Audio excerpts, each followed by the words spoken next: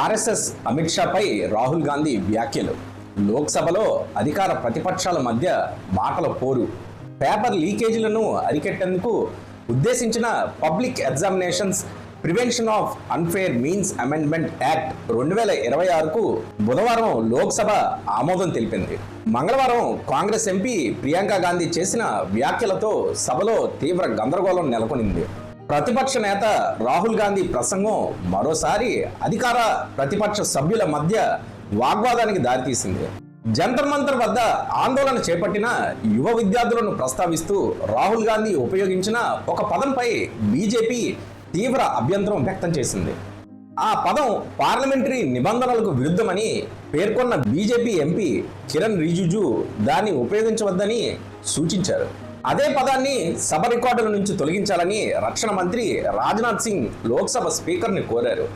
ఇదే సందర్భంగా ఢిల్లీ జంతర్ మంతర్ వద్ద విద్యార్థుల నిరసనల సమయంలో పోలీసులు వ్యవహరించిన తీరుకు కేంద్ర హోంమంత్రి అమిత్ షానే బాధ్యత వహించాలని రాహుల్ గాంధీ విమర్శించారు. తన ప్రసంగంలో ఆర్ఎస్ఎస్తో పాటు అంధభక్తులు అనే అంశాన్ని కూడా ఆయన ప్రస్తావించారు. అసలు రాహుల్ గాంధీ ఏమన్నారంటే, దేశ భవిష్యత్తును యువత రోడ్లపై వ్యక్తం చేసిన భావోద్వేగాన్ని చూసి నాకు ఆశ కలిగిందన్నారు. అది కోపం కాదు, ద్వేషం కాదు, హింస కాదు, అది ఈ దేశ భావితరాల ఆలోచన.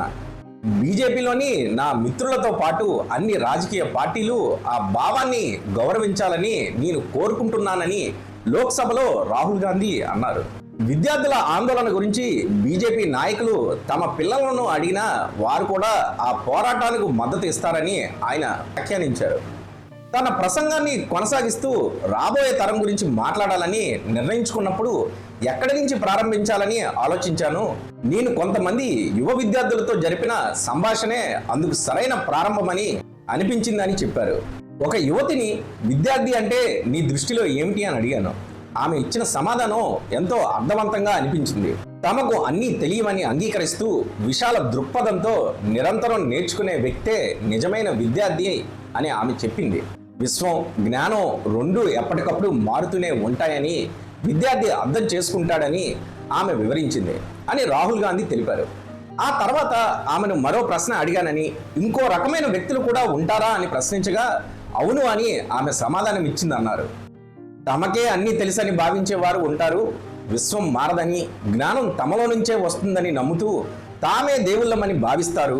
అలాంటి వారు అహంకారంతో ఇతరుల మాట వినరు, వారి వాస్తవాలను గౌరవించరు అని ఆమె చెప్పిందని రాహుల్ గాంధీ వివరించారు. ఈ వ్యాఖ్యల అనంతరం రాహుల్ గాంధీ ఉపయోగించిన ఒక పదంపై అధికార పక్షం అభ్యంతరం వ్యక్తం చేసింది. ఆ పదం పార్లమెంటరీ నిబంధనలకు విరుద్ధంగా పేర్కొనగా తాను ఎలాంటి నిబంధనలను ఉల్లంఘించలేదని రాహుల్ గాంధీ స్పష్టం చేశారు. రాహుల్ గాంధీ ప్రసంగంపై స్పందించిన పార్లమెంటరీ వ్యవహారాల మంత్రి కిరణ్ రిజిజు, పార్లమెంటులో ఉపయోగించకూడని పదాలను మేము నిర్ణయించలేదు, మీ ప్రసంగాన్ని అడ్డుకోవాలనే ఉద్దేశం కూడా మాకు లేదని, కానీ మీరు ఉపయోగించిన ఆ పదాన్ని మాత్రం వాడవద్దని మాత్రమే కోరుతున్నామని ఆయన అన్నారు. ఆ తర్వాత ప్రసంగాన్ని కొనసాగించాలని స్పీకర్ ఓం బిర్లా పలుమార్లు కోరినా సభలో పరిస్థితి సద్దుమణిగిన తర్వాతే మాట్లాడతానని రాహుల్ గాంధీ తన స్థానంలోనే కూర్చున్నారు. అనంతరం లేచి మాట్లాడుతూ, నేను మాట్లాడటం ప్రారంభించగానే అధికార పక్ష సభ్యులు గందరగోళం సృష్టించడం మొదలుపెట్టారు అని ఆయన వ్యాఖ్యానించారు. దీనికి కిరణ్ రిజిజు స్పందిస్తూ, మీరు ప్రతిపక్ష నాయకులు పార్లమెంటరీ నిబంధనలకు విరుద్ధమైన పదాలు ఉపయోగించవద్దని మాత్రమే మేము కోరుతున్నామని ఆయన అన్నారు.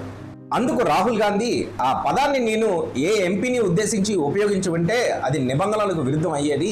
నేను మాట్లాడడం మొదలు పెట్టగానే రిజిజు గారి లేచి నిలబడటం అలవాటైపోయిందని అన్నారు. రక్షణ మంత్రి రాజ్నాథ్ సింగ్ కూడా అదే పదాన్ని సభ రికార్డుల నుంచి తొలగించాలని స్పీకర్ను కోరారు. అదే సమయంలో అధికార పక్ష సభ్యులను ఉద్దేశించి అందరూ ప్రశాంతంగా ఉండి ఆయన ప్రసంగాన్ని వినండి అని విజ్ఞప్తి కూడా చేశారు.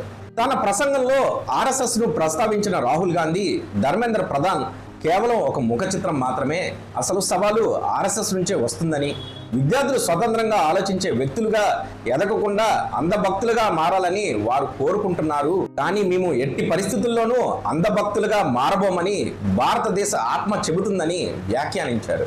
ఈ ఘటనపై మీ అభిప్రాయాన్ని కామెంట్స్ రూపంలో తెలియజేయండి. ఇటువంటి వీడియోలను మరిన్ని చూడాలనుకుంటే BRN న్యూస్ని ఖచ్చితంగా సబ్స్క్రైబ్ చేయండి.